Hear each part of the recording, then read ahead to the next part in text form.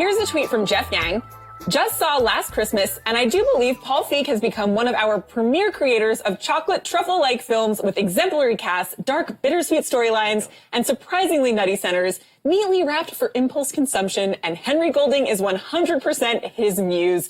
Joining me now is Paul Feig, director of so many comedies like Bridesmaids, Ghostbusters, Spy, and now Last Christmas. Welcome. Thank you, Alex. My gosh. And Jeff, my God. What I think it was a compliment. Yeah, it was definitely a compliment. No, thank you so much. No, that's, first of all, Henry Golding just is, yeah, he kind of is my muse. I feel like I found my Cary Grant with this. Oh my gosh, really? He's the greatest. Have you met him yet? He's. I mean, no, anytime I would love to, yeah. Well, come on in, Henry. No, I wish I could do that for you. No, I met him on A Simple Favor when I worked with him on that, and we just became really close friends.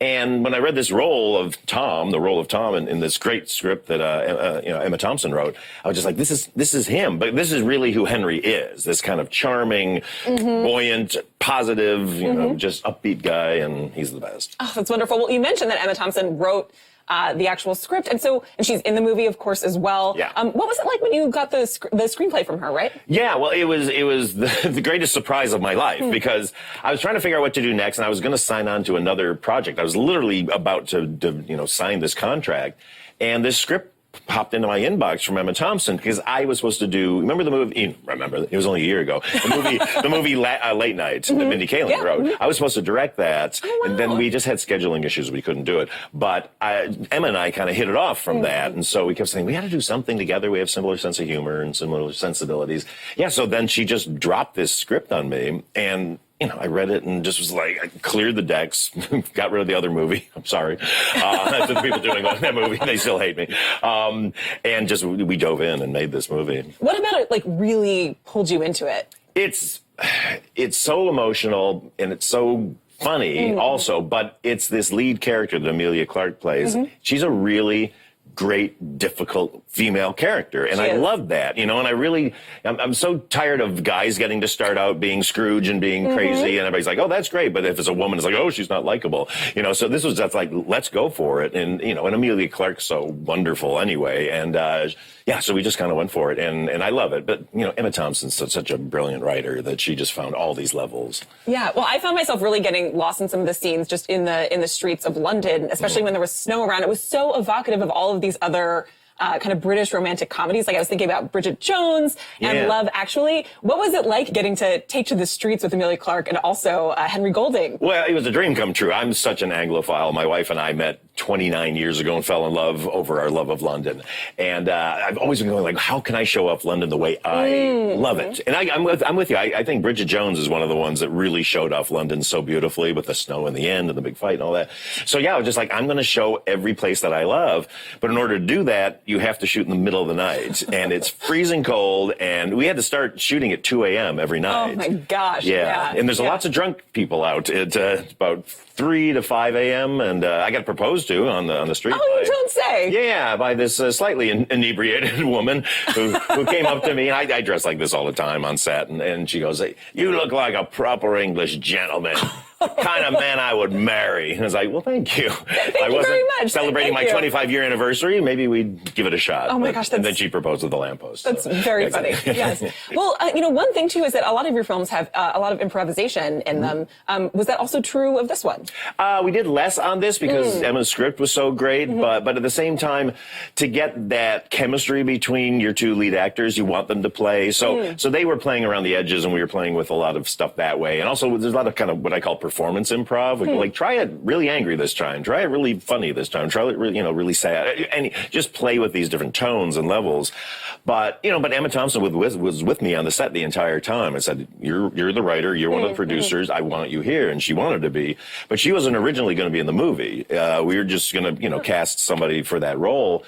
But I was going like, wait, I'm going to have one of the greatest actresses of all time on set with me the entire time, and I'm not going to put her on screen. So I said to Emma, you have to play the mom. And she's like, well, should I? I said, do it. You're going to do it. And she destroyed it. And then she did it. She destroyed it. But you had to give her a little bit of encouragement. Of course. Well, she's so nice. She wanted another actress to have that role, just somebody. And I was just like, no, it's got to be you. Yeah. Well, one of the things that you mentioned that I have a great appreciation for is that you're not afraid to put complicated women in front of the camera, especially as you mentioned Emilia Clarke's character. We see a big evolution from her. Yeah. And you mentioned that word likable, which, it's so true. It's like women should be able to contain multitudes on screen. We shouldn't have to worry about that. God forbid. Yeah. And you've made a huge effort, too, to do women-fronted projects. You even have an inclusion writer at your production company. How do you think your work has benefited from those decisions? Oh, my God. It just makes it so deep. I have these three-dimensional portrayals of wonderful women. I get to work with these amazing women. And, by my whole company, I'm surrounded by women because that's the only way. Look, I'm still a guy. I'm going to go, hey, try this joke. And someone will be like, we don't really, we wouldn't say that, but it's good. Please, how would we say it? And then we'll kind of, then we'll find the way that's honest for them, and I get what I need out of the scene, and then everybody feels kind of served, and you get a three-dimensional portrayal of a woman. God forbid. Well, as I'm sure most of our viewers know, you directed the all-women's remake of Ghostbusters in 2016. Are there any other male-centric franchises that you would want to gender flip some of those roles? I don't know. I did my one. It really went well. It's the internet just embraced me with love and hugs. You know what? Every story kind of presents itself in a new way. And if something comes along and I'm just like, you know what? I'm more about genres. And I go, well, this genre has been very male dominated. Let's have fun just flipping it just because I have all these actresses that I love that I want to put in movies. Yeah. Well, you mentioned loving some genres, and you're now working on a new film about Universal monsters. Yeah. So tell me a little bit about this. Like, how's it going? Well, it's going really well. I finished the first draft. I can't talk about the details of it, but I'm very excited about it. It's in the grand tradition of the old, like, James Whale ones, like Bride of Frankenstein, the original Dracula, the original Frankenstein itself.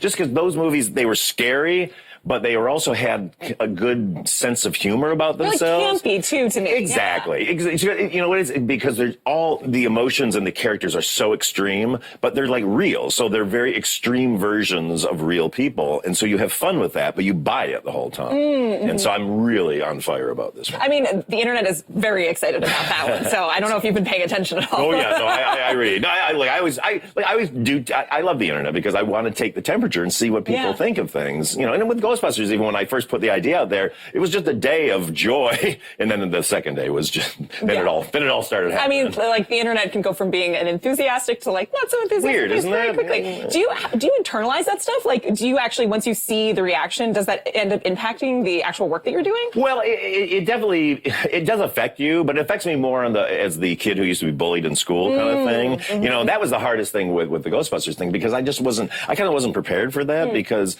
up until that point I've had a really good relationship with the internet. It was just, because of Bridesmaids and Freaks and Geeks and all that stuff. So I wasn't ready for it. Now, having gone through years of that, now you just kind of laugh and go like, look, people are outraged about stuff. I can't I can't try to please everybody. So we're just going to try to do the right thing. I feel like that is a good and healthy mindset to have about it. So yes, exactly. Yes. Well, speaking of a film that has become like such a cult favorite on the internet, Bolu Babaloa tweeted, thinking about how A Simple Favor is probably one of my favorite films, actually. Yeah, what has it been like to see this film get such a passionate fan base? I'm thrilled, because honestly, pound for pound, it might be my favorite movie I've made. Oh. Yeah, but it was one of those ones, when we were making it, I was going like, oh, I hope this isn't the one where people go like, oh, that looks great, I can't wait to watch it on streaming, and we did well, but I always kind of wished we did better.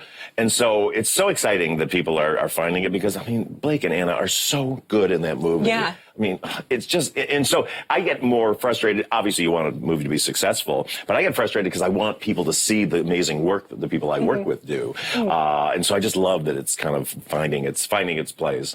I have to ask you, Blake Lively's character wears some fashion that is a little bit like your fashion. I mean, well, no, when we were putting it together, we were trying, what's her look? We wanted something really extreme for her and cool.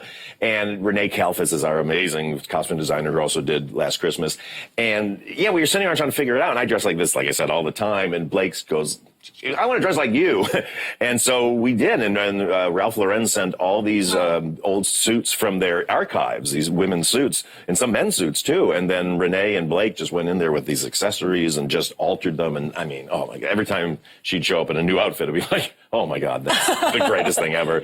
Yeah, there are some amazing looks. Well, I want to get into a topic that you recently weighed in on, which is about Netflix. And they said that they're considering a service that would actually speed up playback on movies and TV. And you tweeted, "We don't make movies and shows to simply deliver a plot in the way the news is delivered. Our pacing and timing is part of who we are and what we do as filmmakers and storytellers." What do you think, is there anything in your work that you immediately thought of that people will miss if they start speeding up their movies? Honestly, our voice as filmmakers is our pace, as weird as that sounds. You know, it's like Freaks and Geeks is the same way. Like, I'm not a plot heavy, director. I mean, if you look at my movies, they're pretty thin on plot. I mean, but probably Simple Favor has been the most plotty one I ever did because we had this amazing script. So all you have are these character moments and how the characters interact. That's where my voice is because that's my sense of humor.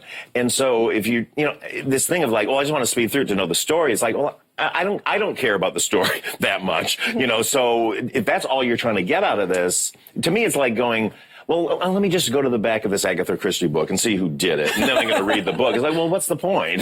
Yeah. Well, you mentioned Freaks and Geeks. It, of course, is the 20th anniversary. It was based on your own high school experience. I know people have raised the question of a reboot before, but would you ever let someone reboot it with maybe even all new characters or something to that effect? I mean, we've been just approached so many times about it. I don't know. I get really kind of precious about just like, I think we did it. I think we kind of got it right. I'm always more worried about the thing that comes along and sort of back taints, what you did. And look, they're all so talented. It would probably be great. And if I suddenly went like, I know, I've got the idea, I would rather do, something with the cast in, today, or whatever, the amount of time in the future that it would have been.